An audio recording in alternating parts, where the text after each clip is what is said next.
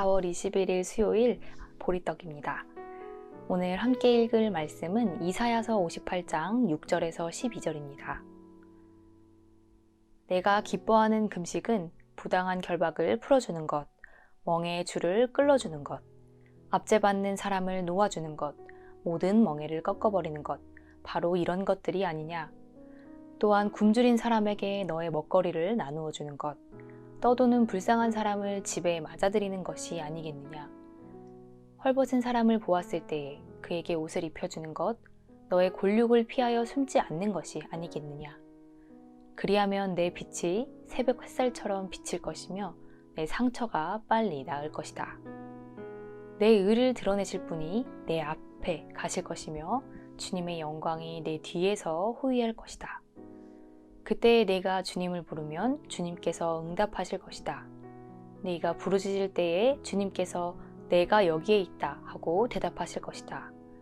내가 너의 나라에서 무거운 멍에와 온갖 폭력과 폭언을 없애버린다면 내가 너의 정성을 굶주린 사람에게 쏟으며 불쌍한 자의 소원을 충족시켜주면 너의 빛이 어둠 가운데서 나타나며 캄캄한 밤이 오히려 대낮같이 될 것이다.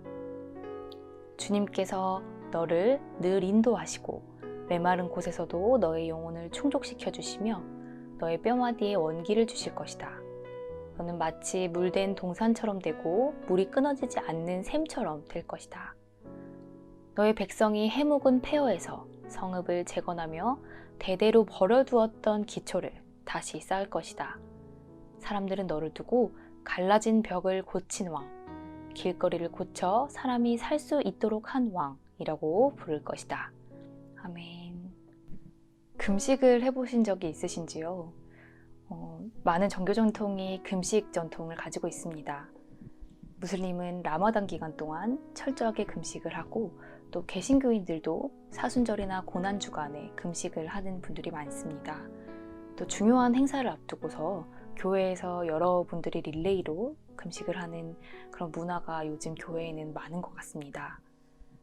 어떤 분들은 또 40일 금식을 작정하고 금식을 하시는 분들도 있습니다. 한 끼만 굶어도 예민하고 사실 하루를 굶으면 눈이 뒤집어지는데 어떻게, 왜 40일이나 금식을 작정할 수 있을까? 아마 생존의 기본이 되는 음식을 끊고서 과연 내 삶이 무엇을 의지하고 살아가는가를 깊게 성찰하는 시간이 필요하기 때문이 아닐까 생각을 해봅니다. 그런데 이렇게 긴 성찰의 시간을 마치고 나서 욕심을 내려놓고 본이 되는 삶을 살아가시는 분들이 많지만 40일 금식이 마치 자기 만족의 훈장이 되어 살아가는 분들도 있습니다.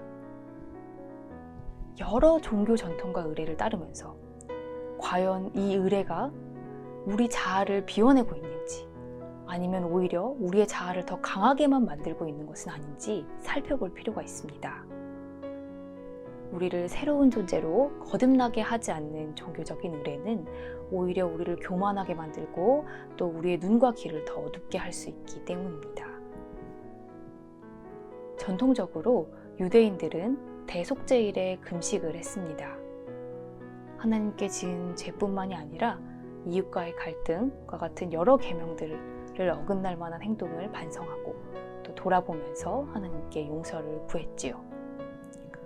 또 유대인들은 바벨론의 침공일이나 성전이 파괴된 날과 같이 나라가 패망했던 날들, 역사적으로 가슴 아픈 날에도 금식 전통을 이어갔습니다. 하나님의 뜻을 따르지 않은 역사가 얼마나 뼈아픈지 잊지 않기 위함이었습니다. 그런데 무엇이든지 그 정신과 의미가 사라지고 제도만 남았을 때 문제가 생깁니다. 오늘 말씀을 살펴보면 이사야 시대의 금식 제도도 껍데기만 남았던 것 같습니다. 이사야는 금식일에 향락을 즐기고 또 일꾼들에게는 무리하게 일을 시키는 사람들을 향해 분노합니다. 이웃과 다투고 싸우면서도 머리를 갈대처럼 숙이고 굵은 베옷을 입고 재를 깔고 앉아서 금식하는 척을 한다고 이들을 다그칩니다. 착취와 억압이 일상화된 현실 속에서 희생당하는 이들의 부당한 결박을 풀어주지 않고 압제받는 사람을 놓아주지 않고서 그러고서 지키는 종교적인 의례, 그 어떤 의례도 경건하지 않습니다.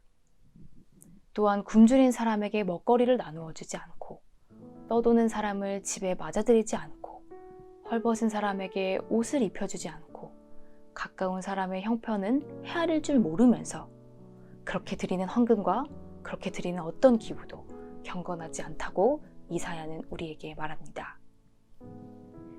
가까운 이웃을 돌보고 어려움에 처한 이들을 돌보는 것이야말로 금식의 참 정신이고 우리가 지키는 모든 종교적 의례의 본질입니다.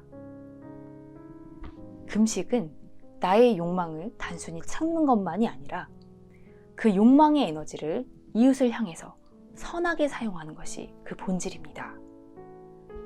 나의 욕망을 들여다보면서 서로가 서로에게 연결되어 있고 서로가 서로를 살게 한다는 그 귀한 가치를 깨닫고 실천하는 삶이 곧 경건한 금식이고 참된 금식입니다. 우리 주변을 둘러보면 살기 위해서 굶고 있는 이들이 있습니다.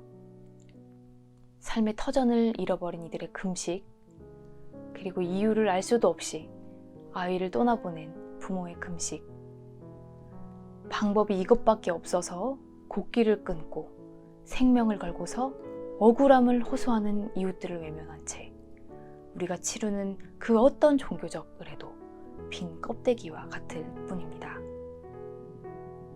하나님께서는 우리가 굶주린 사람에게 정성을 쏟고 불쌍한 자의 소원을 충족시켜 줄 때 우리에게서 빛이 드러난다고 말씀하십니다. 공허와 허무에 시달리고 계시다면 어두운 우리 영혼에 빛이 드러나고 또 물된 동산처럼 우리가 영혼의 샘을 마르지 않게 하는 방법은 바로 참된 금식을 행하는 것입니다. 오늘 하루 가까운 곳에서 들리는 신음소리를 외면하지 않고 억울한 이웃의 눈물을 외면하지 않는 삶을 살면서 그 자리에서 주님이 비추시는 따뜻한 햇살을 누리실 수 있게 되기를 바랍니다. 함께 기도하겠습니다. 하나님, 우리가 껍데기뿐인 금식, 껍데기뿐인 예배를 드리지 않게 하소서. 우리의 욕망이 이웃을 향한 선한 에너지로 전환되는 경건한 금식을 우리가 하게 하소서. 우리가 이 참된 금식을 행할 수 있을 때 그때야 비로소 우리의 메마른 영혼에 마르지 않는 기쁨과 감사가 넘친다는 것을 기억하게 하시고 이웃의 삶을 들여다보며 어두운 세상을 사랑할 빛을 발견하게 하소서. 우리의 빛이 되시는 예수님 이름으로 기도드립니다. 아멘.